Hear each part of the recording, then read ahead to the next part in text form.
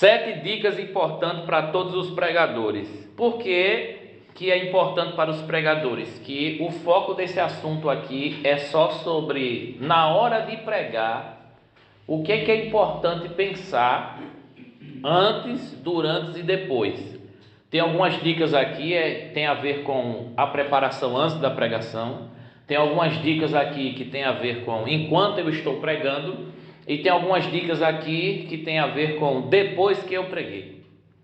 A primeira dica aqui é: faça anotações de tudo que você lê e de tudo que você aprender. É muito importante colocar em prática essa questão de anotar coisas interessantes. Você está ouvindo uma música dentro do seu carro, ou está ouvindo uma música no seu celular, e você, naquela música, percebe algo que pode ser ilustrado, ou algo que pode ser citado. Na hora em que você vai pregar, você anota aquilo. Anota num bloco de notas no seu celular, anota num papelzinho, e você tem esse costume de fazer anotações de coisas importantes, porque suas pregações derivam de seus estudos e experiências. Por isso, você pode aproveitar muito do que vive e lê ou ouve na sua caminhada. Toda semana tem um culto que você está ouvindo alguém pregar.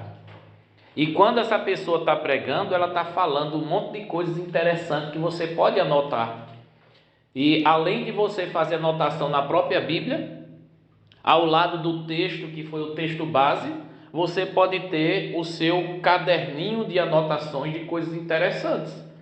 Está numa aula, está numa escola bíblica, está num seminário de teologia, ali tem um negócio interessante para mim, eu vou anotar. Na apostila e num livro que eu estou lendo tem uma coisa interessante, eu vou anotar. Quantas coisas que eu preguei foram lembranças de coisas que eu li. Então eu não sou apenas Gil, eu sou um pouco de tudo que eu li e de tudo que eu vivi. Segunda dica interessante aqui: nunca pregue sem base bíblica. Você já ouviu uma pessoa pregar e não falar nada do que está escrito? Eu vou lhe dar um exemplo. Foi lido um texto só para cumprir tabela, mas na hora que começou, desenvolveu e terminou aquilo que poderia ser chamado de pregação, não estava fazendo uma exposição do que foi lido. Foi só para cumprir a liturgia do culto, que tem que ler a Bíblia antes de pregar. Isso é muito grave. Nosso objetivo na pregação é levar o evangelho cristocêntrico para os ouvintes. Portanto, do que adiantaria ler e não explicar, pregar o que a Bíblia não ensina? O que é que você está fazendo ali? Então, se você encontrou uma pessoa que fala muito bem, que você sentiu uma emoção muito boa na hora que essa pessoa estava pregando, e você percebeu que o que ela fez do início ao final não foi uma exposição do texto base da pregação, essa pessoa não é não é um bom pregador, não é uma boa pregadora. Tem que ter muito cuidado com isso. E tem gente que é muito bom em falar de personagens, encontrar histórias da Bíblia, mas na hora de fazer a aplicação bíblica para a vida do ouvinte, faz de uma certa forma ao gosto do freguês. Diz o que o freguês gostaria de ouvir. Eu vou dar um exemplo prático. Eu vi uma pregação numa igreja muito pequena, era festividade. Eu tinha saído de uma congregação que era um culto de 5 às 7 e fui para outra que era de 7h30 às 9h30, no mesmo dia.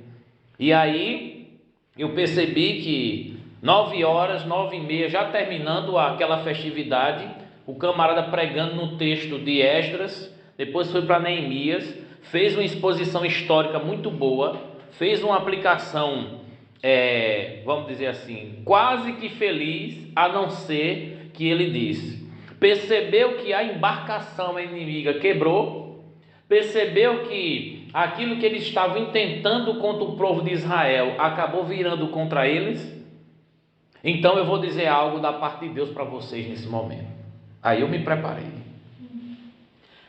Isso aí foi o estrago de tudo que ele estava falando, porque ele foi muito bom em comparar um texto com o outro, foi muito bom de falar do fundo histórico, deu um banho de história bíblica do Antigo Testamento, mas na hora de fazer a aplicação não era nada do que o texto estava dizendo. Isso é muito sério. Você ser bom numa coisa, mas ser fracassado em outra. Fracassado em que sentido? Nunca pregue sem a base bíblica. O que é pregar? É aquilo que você está afirmando. Isso é a pregação. E a pessoa disse assim: fique de pé. Eu vou profetizar para você nesta noite.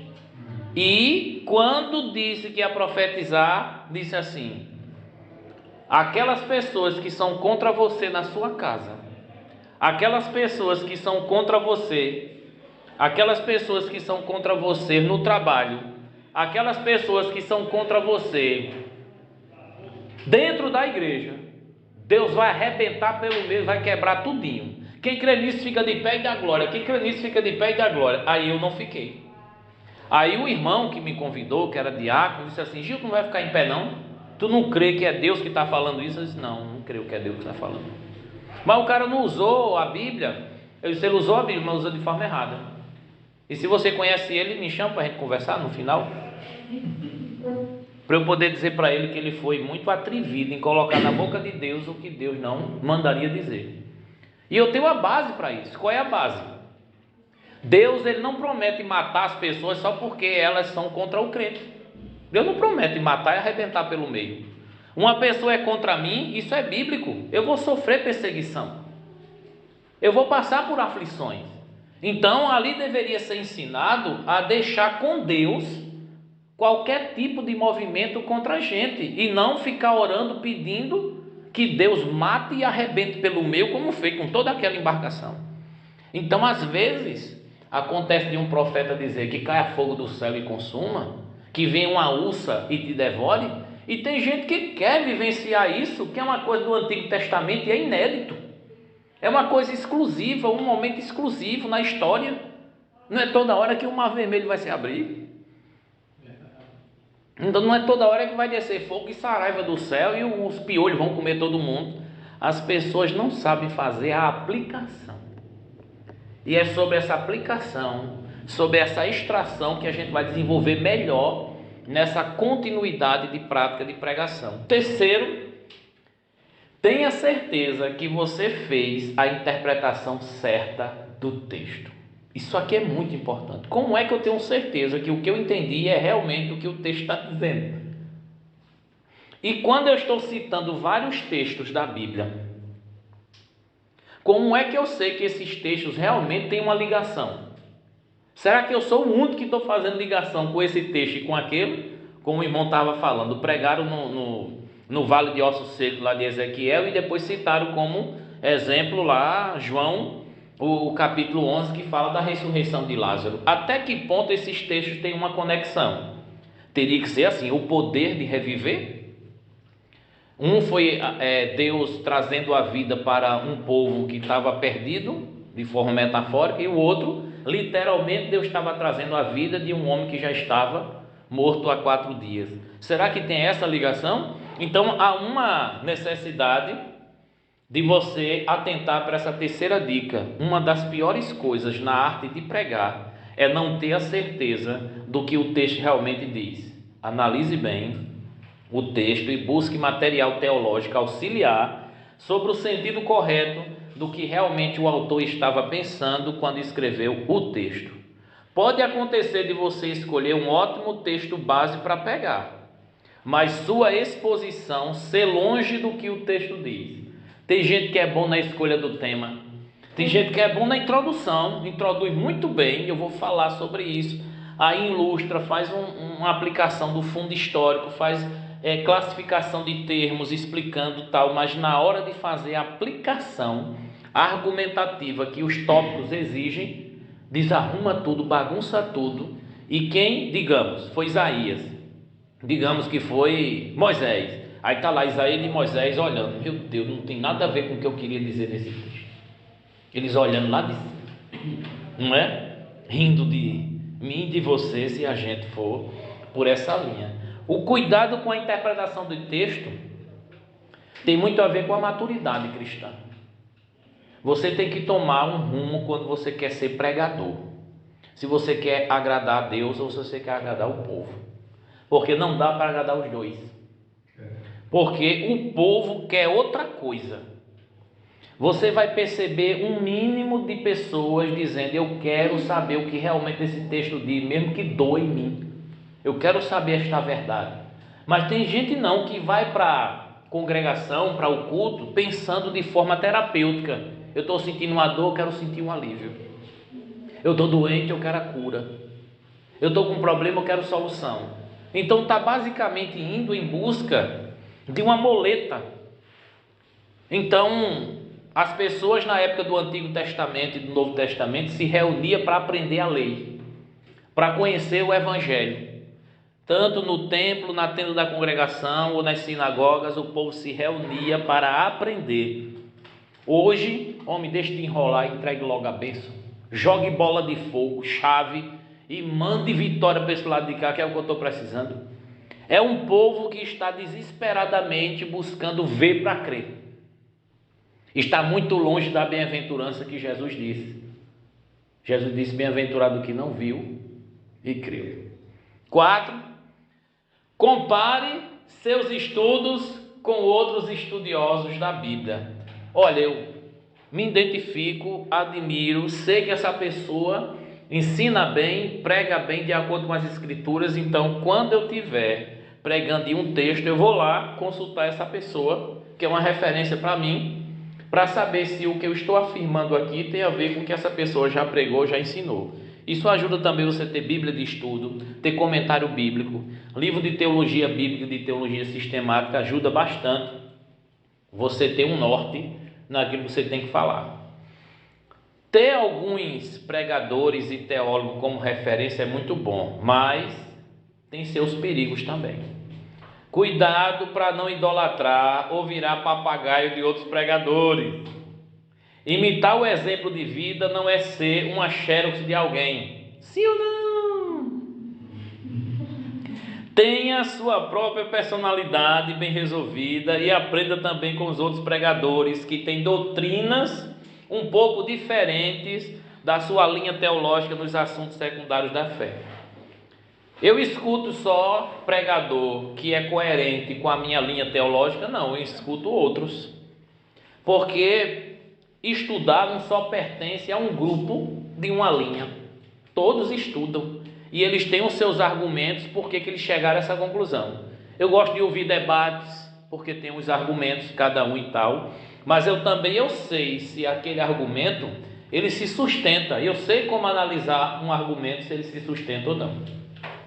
Então tem coisa que é colocado como sustento que é mais uma viagem do que é mais espuma do que sabão, é mais vento do que algo sólido, e a gente tem que vigiar nessa questão. A explicação foi muito boa, gostei, mas quando ela se sustenta na prática e se sustenta do jeito que a Bíblia apresenta, é muito perigoso, porque a maioria das heresias cristãs vem da Bíblia e de textos isolados que alguém por alguma lógica diz assim: está escrito, a Bíblia diz, mas está na Bíblia não é a mesma coisa do que a Bíblia diz. Quinta dica importante aqui é: ouça outros pregadores e anote suas pregações. Olha que tática interessante. Você não está fazendo nada. Aí você pega o celular, vai ver Instagram, vai ver Facebook, vai assistir uns filmes, um negócio, vai na casa de alguém, ou fica na calçada olhando quem passa e tentando colher alguma coisa de boa na vida de quem não presta. Mas se de repente você vai ouvir uma pregação de uma pessoa que tem uma estrutura, ela vai ter o seu tema, o seu título, o seu texto, base, introdução, desenvolvimento e conclusão. Um desenvolvimento tem os seus tópicos, os seus subtópicos, na conclusão tem uma forma específica e particular de fazer aquela conclusão, e tem a parte da aplicação. Se ligue bem, você consegue acompanhar e anotar? Se você consegue acompanhar e anotar, a sua mente já vai ser treinada a isso, já vai buscar, a sua mente já vai, vamos dizer assim, ser adestrada.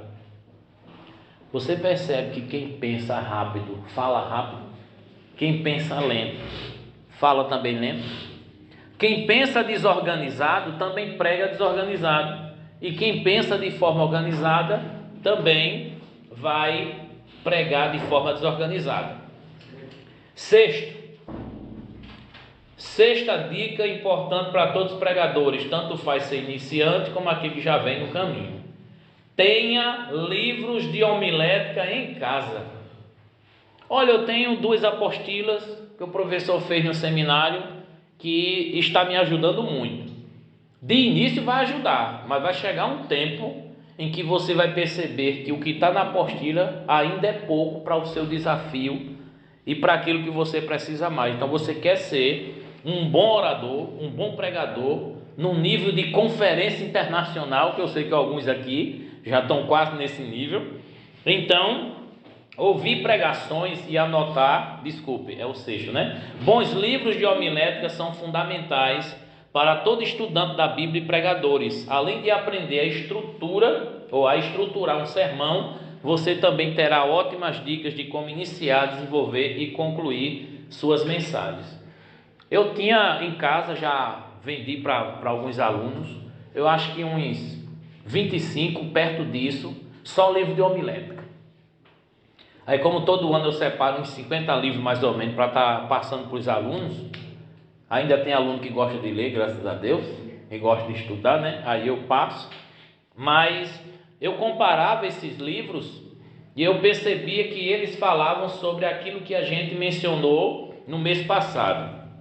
Tema, título, texto, tática, o método, o tempo, os tópicos, falam disso aí de formas diferentes, em ordem diferente. Mas também eles falam do púlpito, também eles falam do público, também eles falam da pregação e também eles falam da preparação. Tudo isso aqui eu vou estar mencionando na segunda parte, que é a estrutura dos esboços. Você deve ter em mente como um esboço deve ser organizado na hora que você vai pregar, porque o esboço é o teu escape quando a memória falha. Eita, esqueci o que eu ia falar agora. Está lá no esboço, irmão. Ele está ali para dizer, ó, estou aqui, anotei para te ajudar. E vai ter um tempo que você vai pregar 5, 10 vezes nessa mesma mensagem, porque você vai ser muito convidado ainda para pregar em muitos cantos. E você já usou essa mensagem várias vezes, que quando disser assim, olha, você vai pregar hoje, pode ser? Porque fulano faltou? Pode. E o tema é esse. Já tem uma mensagem em cima desse assunto. Então, eu tinha o costume de colocar na minha Bíblia, as primeiras que eu já tive, os esboços naquele cantinho em branco, com a letra bem pequena, eu colocava já o esboço do que eu ia pregar ali. Se desse uma ventania e a Bíblia caísse, eu não tinha o esboço, mas o esboço já estava ali. Se desse uma ventania, as folhas e o esboço ficasse no chão em algum lugar, como já aconteceu com algumas pessoas, perdi o esboço, bota outro para pregar, que estava tudo lá o que eu ia falar, não lembro mais de nada. Então você faz um esboço na segunda e você vai pregar no domingo. Se você interagiu com tantas outras coisas, sua cabeça está cansada, você não lembra mais o que você ia falar. Eu já vi e já aconteceu comigo também, a pessoa folheando a Bíblia. Irmão, eu estou aqui folheando, para ser sincero a vocês, que eu não lembro qual é o texto que eu escolhi para pregar hoje não. Eu sei todo o assunto que eu vou pregar, mas o texto eu não lembro. Vamos orar? Foi o que eu fiz. Jesus me lembra, de 1 minuto para 2, aí veio a lembrança, né? Mas eu acho que foi vergonhoso um negócio desse. Dá uma ideia de despreparo, né? Mas no final deu para perceber assim. Eu tentei convencer de que eu realmente entendia do assunto e sabia e tinha preparado, né? Livros de homilética servem para quê? Para entender o que é pregação de verdade, os tipos de pregação, a classificação das pregações, como você escolher um bom título, desenvolver um bom tema, ou vários temas ou vários títulos, você organizar o seu próprio sermonário, você ter vários sermões já organizadinhos, olha que coisa linda, e você também fazer boas introduções e boas conclusões. Como citar alguém numa pregação, como colocar uma ilustração e não tomar tempo, porque tem gente que dá tanto tempo na introdução que parece que a introdução já é a pregação. Tem que ter muito cuidado. Então a ideia da homilética é ajudar você a estruturar aquilo que você vai falar com base no que a hermenêutica já te deu. O que a hermenêutica dá? A hermenêutica vai dar a interpretação correta do texto. Então não existe homilética sem hermenêutica. E para que serve a hermenêutica? Para servir de apoio fundamental da homilética.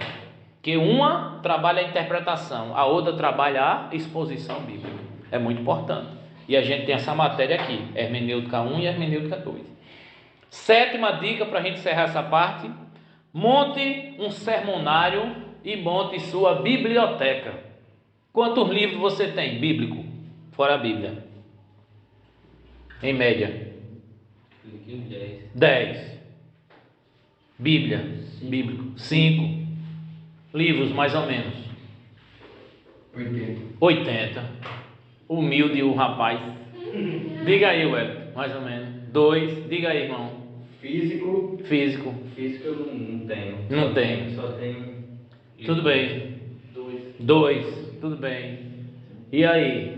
Vocês aí?